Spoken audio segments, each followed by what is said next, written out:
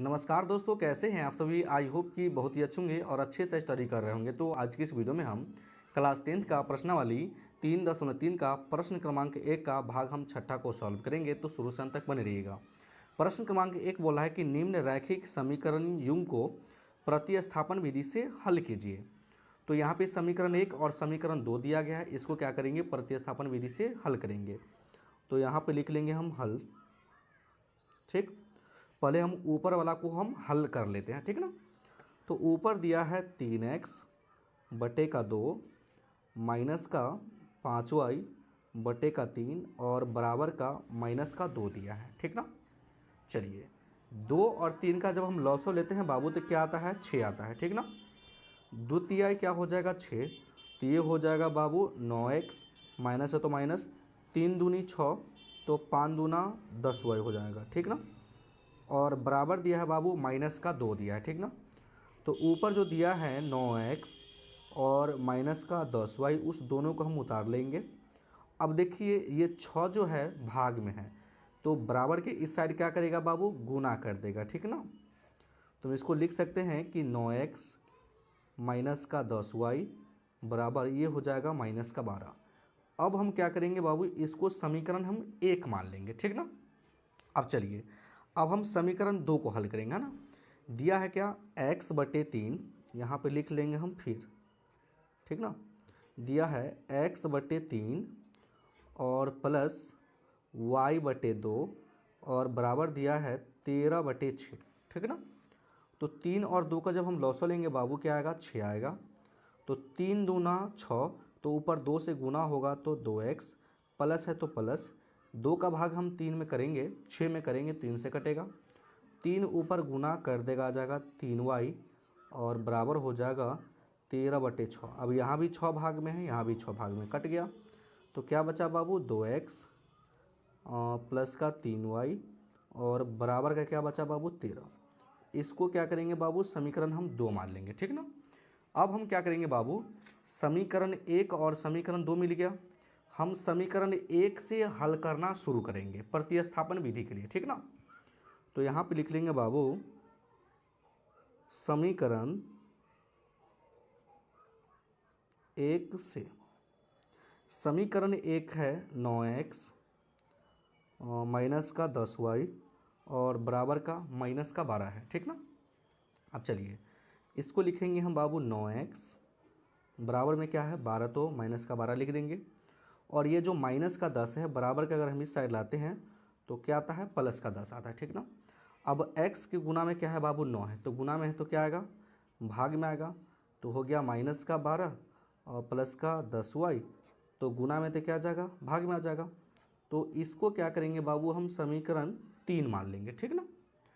अब आपको क्या करना है, x का मान जो आ गया उसको समीकरण 2 में रख देना है ना। तो हम यहाँ पे लिख सकते हैं बाबू कि x का मान समीकरण 2 में रखने पर, समीकरण 2 है 2x प्लस का 3y और बराबर क्या है बाबू 13, ठीक ना। तो x के जगह पे क्या रखना है हमको, ये रखना है मान। तो लिखेंगे 2 गुना और कोष्ट कर लेंगे, क्या दिया है माइनस का 12 प्लस का 10y और बटे का 9, कोष्ट बंद कर लेंगे। और साइड से दिया है प्लस का 3y और बराबर का 13, ठीक ना। अब हम 2 का गुना माइनस के 12 में भी करेंगे और 2 का गुना 10 में भी करेंगे, ठीक ना। तो 12 दूना क्या हो जाएगा बाबू, माइनस का 24 प्लस है तो प्लस 10 दूनी क्या हो जाएगा बाबू 20y और बटे का क्या है 9, तो 9 रहने देंगे, प्लस क्या दिया है 3y और बराबर का 13, ठीक ना। इसके बटे में हम 1 मान लेंगे, ठीक ना। 9 और 1 का जब लॉसो लेते हैं बाबू क्या आता है, 9 आता है। ऊपर जो संख्या इसका है ये सेम रहेगा, ठीक ना। चलिए नतिया क्या हो जाएगा बाबू, तो नतिया क्या हो जाएगा 27y हो जाएगा और बराबर क्या दिया है बाबू, तो 13 दिया है, ठीक ना। तो अब हम थोड़ा सा क्या है, पेज तो कम गया तो हम इधर से थोड़ा सा लिख लेते हैं, ठीक ना। तो अब हम क्या करेंगे बाबू, जैसे मान लीजिए माइनस का 24 है और प्लस का 20y और प्लस का 27y, तो यहाँ पे लिख लेंगे बाबू माइनस का 24 और 20y प्लस के 27y, है ना। तो दोनों को जोड़ते हैं तो आ जाएगा बाबू 47y, ठीक ना। और बटे में क्या है 9 और बराबर है 13, ठीक ना। फिर लिखेंगे बाबू माइनस का 24 प्लस का 47y।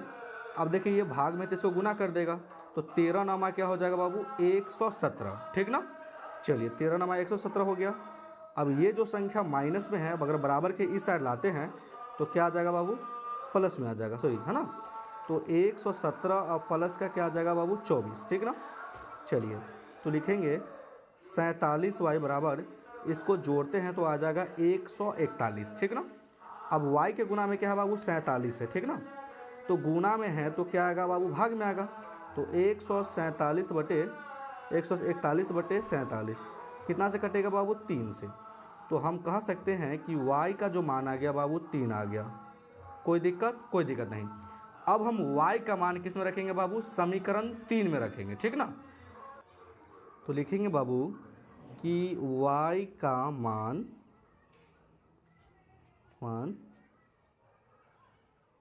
समीकरण 3 में रखने पर, अब समीकरण 3 है क्या बाबू, तो है x बराबर माइनस का 12 और प्लस का 10y और बटे का 9 है, ठीक ना। तो x बराबर क्या लिखेंगे माइनस का 12 प्लस 10 गुने y का जो मान आया बाबू 3 आया है, ठीक ना, ये आपको याद रखना है, और बटे का क्या है 9 है। चलिए फिर लिखेंगे x बराबर माइनस का 12 और ये हो जाएगा दतिया 30 और बटे का 9, ठीक ना बाबू। तो x बराबर हो जाएगा 30 में से अगर 12 घटेगा तो 18 आएगा, और बटे का क्या है बाबू 9, तो 9 दूनी 18, ठीक ना। चलिए तो x बराबर क्या आ गया बाबू 2, ठीक ना। तो आप लिख सकते हैं कि अतः कि x बराबर 2 और y बराबर 3 आंसर है। तो ये जो आंसर है बाबू राइट आंसर है। तो आई होप कि ये वीडियो आपको पसंद आ गया होगा। अगर मेरे चैनल पर नए हैं तो वीडियो को लाइक कर दीजिएगा और चैनल को जरूर सब्सक्राइब कर दीजिएगा। वीडियो देखने के लिए बहुत बहुत धन्यवाद।